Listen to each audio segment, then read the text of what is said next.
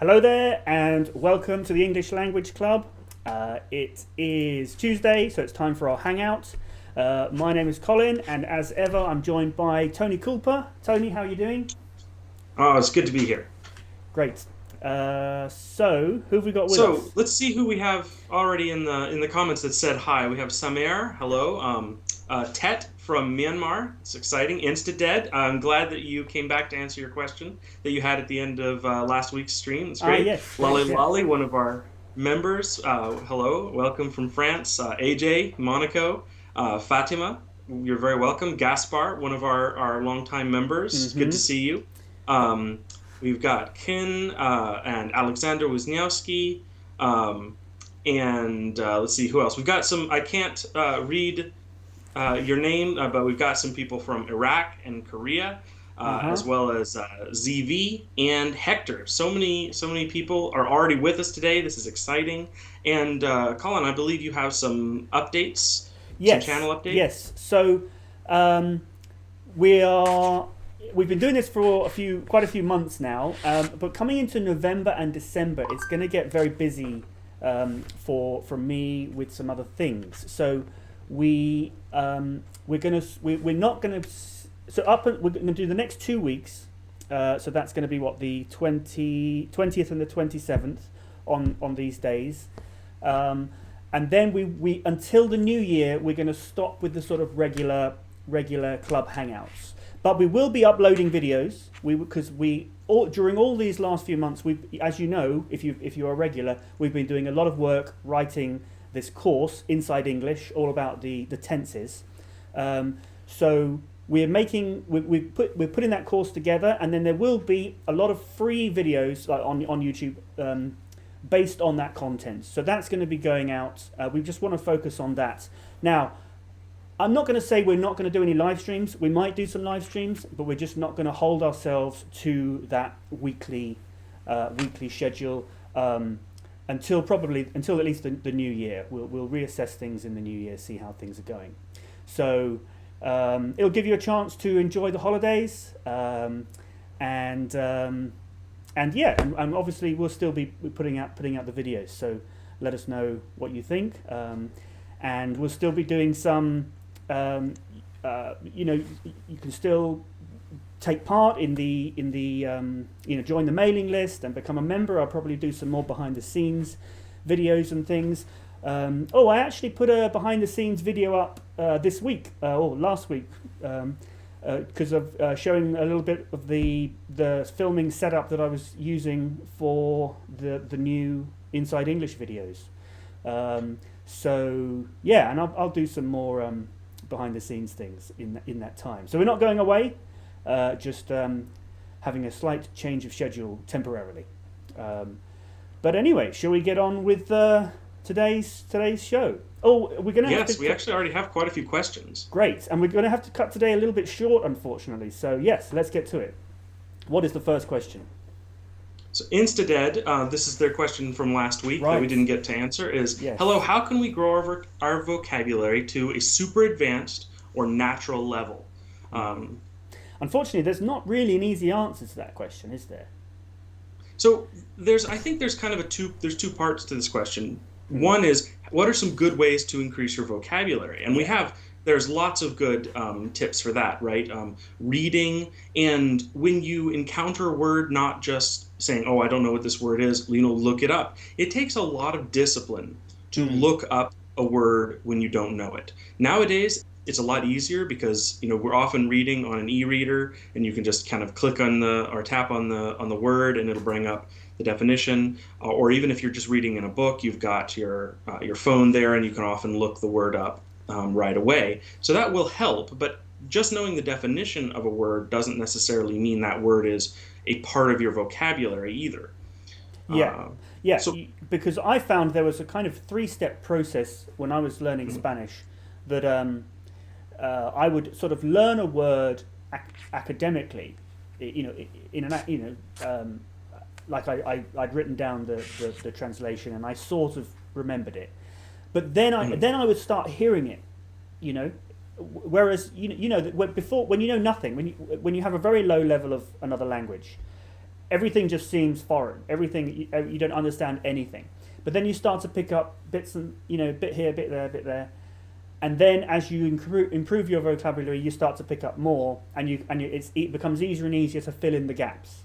That's how language learning works. But yeah, so I found that I would learn a word, then I would start to hear it because I recognized it. I was hearing it before, but I just wasn't recognizing it. And then I was able to start using it with more confidence because I'd heard it used in that correct context. And so yeah, you'll notice that there's two parts to the way what Colin's talking about here. He was learning new words, so whether it was in some kind of a lesson or looking up the words or whatever, but then he was also speaking to other people or listening to other people speak in that language. And so those are really the two things that you have to do to be learning new vocabulary words. You have to be learning new words, and you have to be speaking with or listening to people speaking that language. If you're learning your words and then you're talking to other people in English, you're practicing, you're speaking to native English speakers if at all possible. And if you can't, listening to news programs or other things where people are speaking in English, that'll give you the chance to reinforce the vocabulary words you're learning. Now, the other side of that question is, how can you have a native speaker vocabulary? So one thing, I think Colin pointed this out, that an English speaker, a native speaker who has a very large vocabulary, doesn't have that large vocabulary until they're in their late teens, early 20s, right? Which means at that point they've been speaking English for 15, 20 years. So it takes time. In an environment where the only language being spoken is English, right? So and that's if they're working hard at it, Yes. The thing about it is, a native speaker is going to know tens of thousands of words more than someone who is even learning words rapidly, even who is working really, really hard. That doesn't necessarily mean they're going to know more useful words on any given subject. They're going to know a lot of different words to say the same thing, and so on. So having a native speaking vocabulary isn't really a goal that you should be shooting for. If you live in an English speaking country, then you constantly want to be working on your vocabulary, and you might eventually, after living there for decades, you might have a native speaker vocabulary. But honestly, vocabulary is not the thing that sets out native speakers. It's, are you using words properly? Are you forming your sentences properly? Are you pronouncing words the same way other people are? So vocabulary is something you always want to be growing, but that's not going to be the thing that makes you seem like a native speaker. And you know what? Yeah. This is why we've written Inside English. Because I know a lot of people who have English as a second language who are living in the UK. Some of them have lived here for decades, but they still make basic mistakes because they're the kind of just little mistakes. People still understand them, so most people don't correct them. This is things like not using the correct auxiliary verbs, not forming questions properly with the auxiliary verbs, things like that. It's so basic, or that it sort of gets forgotten. So that's what I think that's really important to sounding like a native speaker. Getting that basic structure correct, making sure you're always doing that correctly. So sign up to English. Sign up to Inside English when we've got it up and running properly. So the next question we had was from Lolly Lolly. She says, please, what is the difference between college and university? Now, this is a question where the answer is different for Americans and English people, British people, I think. And Canadian as well. It's different. So, do you want to tell us American first, and I'll say British, and then you can tell us Canadian as well. Okay, so in America, most of the time people use the word college when they mean either college or university. College is just what you call most post-secondary education. There are things called community colleges, which are a lower level of college than a university. But for the most part, Americans just use the word college instead of university. Right. So college, university, they're pretty much synonymous in American English. Yes. Yeah. So in British English, the way our education system works is we have like another level, another step in between high school and university compared to Americans. So we have, when people are like 15 or 16, they do what is called GCSEs. And then there's another 2 years where you can do A levels or AS levels or other sort of vocational qualifications. So and normally schools will do the GCSEs and then you can stay on to do the two more years of A levels or AS levels. But then we also have colleges which just do that level, that extra level. But sometimes they're called sixth form colleges because it used to be that sixth form was what the level that you did the A levels in. So yeah, we have colleges just do that middle level. So A levels, AS levels, and also a range of like more vocational qualifications. We have things called BTECs and City and Guilds. There's lots of them. And then university is like 4 degrees. So from people do it who are 18, 19 onwards. People often take a year out between kind of A levels and university. So I think the sort of average age of people starting university is probably maybe 19 or 20, something like that. Yeah. Although actually then it's different in the like Oxford and Cambridge, because they have what they call college is something different. So in Oxford and Cambridge, the university is built up of lots of different colleges. So yeah, they're sort of an exception. They always like to be different.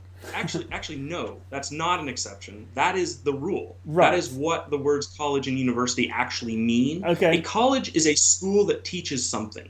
Right, It's an advanced school, so it's not like a primary grade school. It's an advanced school that teaches a specific thing. It could be theology, it could be a trade, it could be math or like liberal arts or whatever. A university is an organization made up of many different colleges.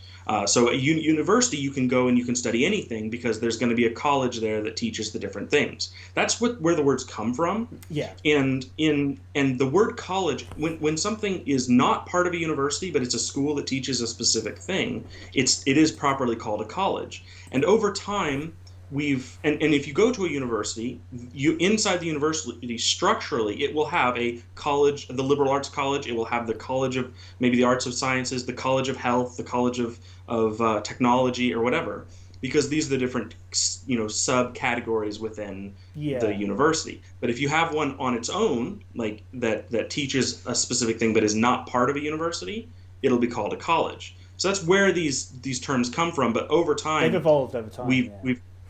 We refer to more and more different things. The definition of college has become broader and broader and broader. In Canada, anytime it's a degree institution, you call it a university. It's kind of the opposite of in the U.S. where they usually call it a college. In Canada, a college is specifically like a trade school.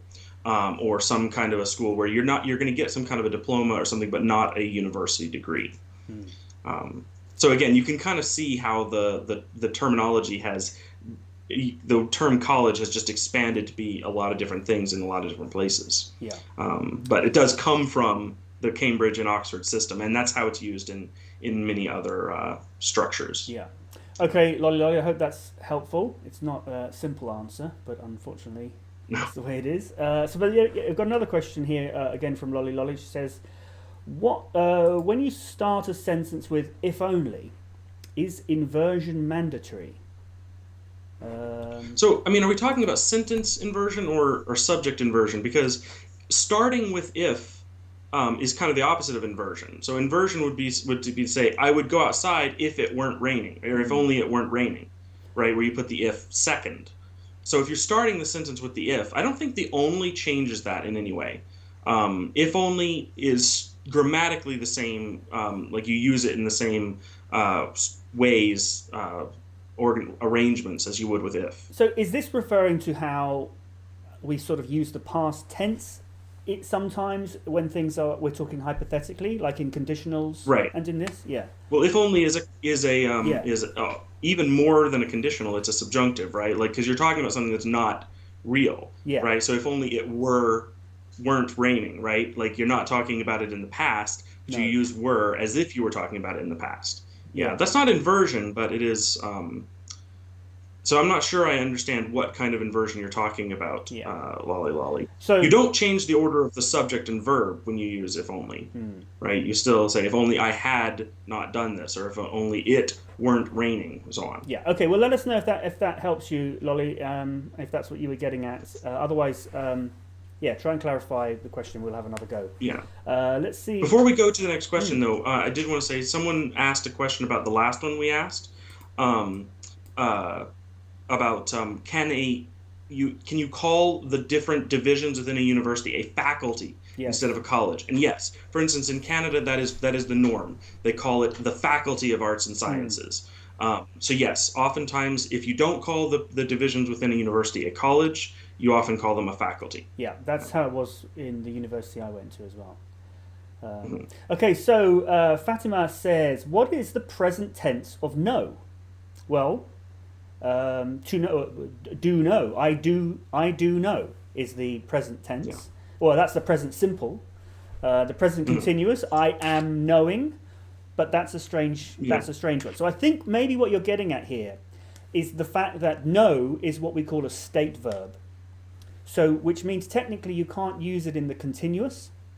Or it sounds odd if you use it in the continuous tense because you Yeah. can't know something and then stop knowing it. You can't know Yeah. something temporarily. I mean, you can forget it, but you know when we use the word know, you know you wouldn't be intending to forget it. You can't plan to forget something. So when you know something, you can't use it continuously. So, Yeah. You can't know something. Continuous is about you know something for a while. Like, yeah, no, knowledge is like permanent. It's not something that's continuing. yeah. Having said that, though, it does get used. You know, the continuous does get used kind of idiomatically sometimes. McDonald's have Mhm. their slogan, "I'm loving it," and love is another state verb, which sounds a bit odd to use in the continuous, but they use it. But that's an idiomatic expression. So yeah, hopefully, yeah. So I think that's what you were getting at there. So yeah, let us know if that's helpful, Fatima. What's the next question we have? So we like I said, we're gonna be. We don't have a lot of time today, so we're only really going to be able to go about another 10 minutes. So if you've got a question, please get it in there now. But we may still have to put some of the questions to next week. So yeah, let's see. Hector says, "Hi teachers, if I have speeches wrong, can you tell me collocation that I can use with the speech?" I don't understand that question. So if the question is like, how can you know whether a collocation works or not? There are some tools. I haven't used them extensively, so I don't necessarily recommend them in the sense that I have personal experience with them. But there are some tools online that let you kind of type in a phrase and you see, how commonly it's used in English. For instance, I think it's Skell, Skel or Skell, something like that. You can type. It's a search engine. You can type in a phrase like, for instance, if you want to know, is it he lives in or he lives at, then you could type it in, and it'll give you a lot of different sentences that it just found from the internet that use those two different collocations. You can type, live in, and it'll tell you all the sentences where they use live in. Or so, for instance, if you use something that doesn't make sense, like live of, it wouldn't show you very many options. Like if you pick a normal collocation, it'll show you millions. So if you pick something that's not a proper collocation, you'll be able to see because it won't have Well, very it's been many used, therefore it's hits. not a collocation. If something is a collocation, Exactly. it'll have millions of hits. Yeah. Yes, and the collocations are one of the hardest things to just straight up teach. Yeah. It's really something that comes with practice and comes with listening to how other people And speak. exposure Yeah. to the language. Yeah. Exposure. Yeah. Yeah. Okay, so number one says, "Hi there. There are lots of grammatical rules during exams. Even though I have strong points, however, I couldn't explain properly because I'm bad in writing. How can I improve my writing skills?" Okay, so well, you're touching on different things here. So grammatical rules and writing skills are not necessarily I think the the question same thing. is about like he can't explain. He knows the answers Yeah, to yeah. something that on like is a question about writing about grammatical rules, but he can't explain it because his writing skills aren't there. Yeah, and so it would. So is your exam on grammatical rules? Because I don't like that. I don't think and I know that some courses they do that, but the grammar is a tool for learning English, and your goal is to be able to express yourself in English. It's not to know all the grammar rules. Because what's the point of knowing all the grammar rules if then you can't use them? And what if you know them all, but they're not, but you don't find it helpful because that's just not the way your brain works. So, yeah, I don't like it when they test grammar rules because that's it's a means to an end. It's not the end in itself. Grammar. So, yeah. I don't know. What is there? I don't really know how to answer this because of that. So that's I might have a bit of a different take on this because on some level when you're teaching a rule you have to if it's in a class you have to test on what you're being taught, and I agree that grammar is more about the tools than it is memorizing a set of rules. But so an old saying is that you don't really understand something unless you can teach it.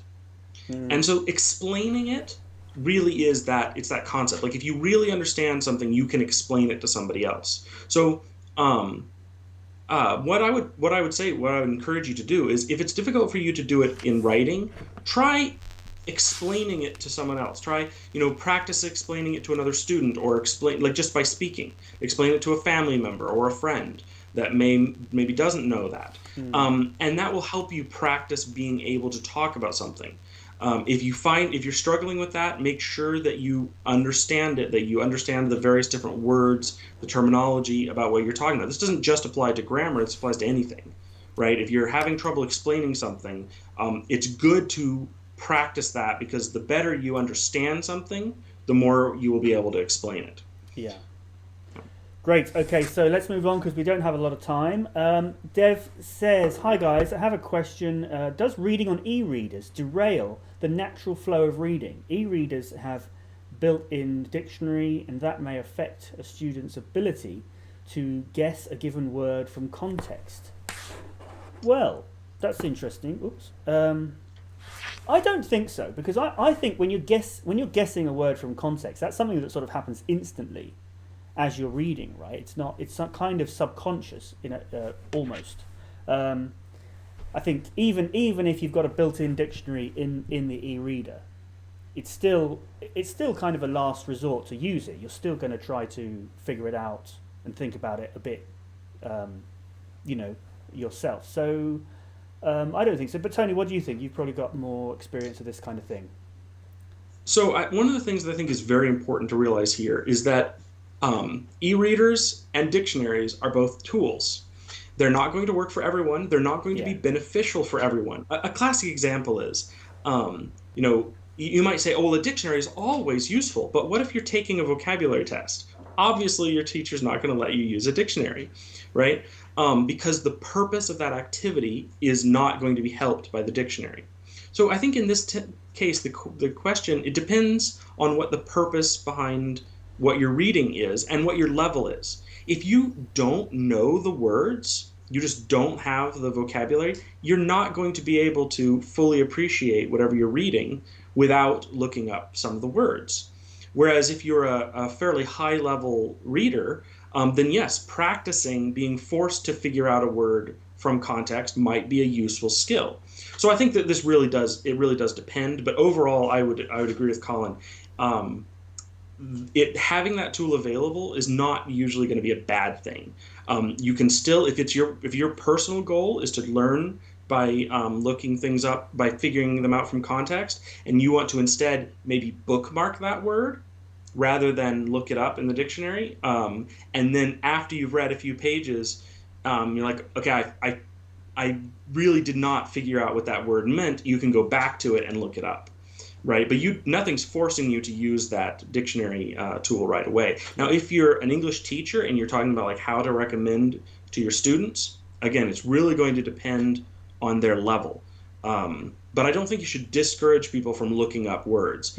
If you're worried about the flow, tell them if you look up a word, then start back at the beginning of that sentence or that paragraph and read that sentence or that paragraph again now that you know the word, because knowing the definition of a word does not mean you understand it in context. It does not mean it's going to make sense to you, the usage. So always you want to reread that section, and it still might not be clear, in which case you might need to look further at some dictionary that doesn't just give you the basic definition, but gives you some different usages. Like, for instance, the Google Define tool will give you some examples of each different way that the word is used. Okay, let's move on because we haven't got a lot of time. But I hope that's helpful. And yeah, I think the in summary, it's just everyone's different. Everyone finds different things helpful.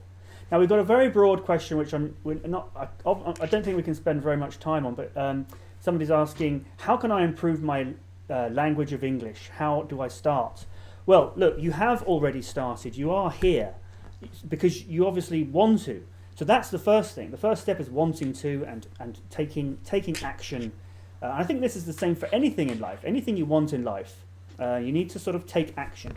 So there's nothing I can say in 4 minutes that will give you the answer to this question. But generally speaking, yes, take action. Go for it. And you are because you're here. That proves that you're on the right road. Yeah. So any other questions? Might need to be the last one. So Ted also has a similar question that's very open-ended. He says, I can read and speak English, but I don't understand what the native speakers say. Please help me. And this is a very common problem. I have a lot harder time understanding another language when it's spoken than when I read it. I'm really good at reading, not as good at being able to understand by audio. So I understand your problem. What I was saying earlier about this kind of 3-stage process, I think is really relevant here. Because when you first start to learn a language, you don't understand anything, and then maybe you understand 1 word or 2 words, and you start to fill in the gaps with your imagination, and over time, as your vocabulary improves and you get more accustomed to the language, you start to have less. You understand more, and the gaps get smaller, and it becomes easier to understand what people are saying. So yeah, just remember that process and keep working at it. Keep working at that first stage, improving your vocabulary, listening out for that vocabulary in conversation. Definitely. And one thing that might help you do that is to watch the news, for instance, with the subtitles on, with the captions on. Yes. Because then when you hear a word, you can kind of look, especially nowadays, if you can rewind it, for instance. You hear a word and you kind of rewind it and make sure that you understood the sentence that they used it in by reading the subtitles. We've got a lot of really good questions here, and that's too bad that we have to go early, but I think we can save these questions for next week. Okay. These are great questions. Susanta and Hin have some really good questions. Alexander has a really good question. So I'm personally very excited to be able to answer these. So I guess I'll have to say tune in next week. Yes. Now, next week, I think across the world, this week we're having a lot of clocks changing. So I think depending on which part of the world you're in, next week may be at a different time. So make sure you check beforehand. If you go to englishlanguageclub.co.uk/live, you'll see when the next one is going to be. You'll see It'll even tell Yes. you. Yeah, it will tell you in your own time zone, I believe. So Yes, and the link is below, correct? should In be in the the description. If description. it's not, I'll put it in straight away Yeah. afterwards. It's the first link in the Oh, it description, is I there. believe. Yeah. And so yeah, just keep an eye on that page, and you'll get the Yeah. correct And as information. soon as this live For stream sure. is over, I'm going to create the next one and add that to that page. So you'll see exactly when the next one's going to be if you just keep refreshing that page for the next 5 minutes after the end of the live stream. So I'm really sorry we had to cut today short, but yeah, it's so great to see you all. Give us a thumbs up if you've been watching, and we will see you next week. Right? Yep. Bye bye.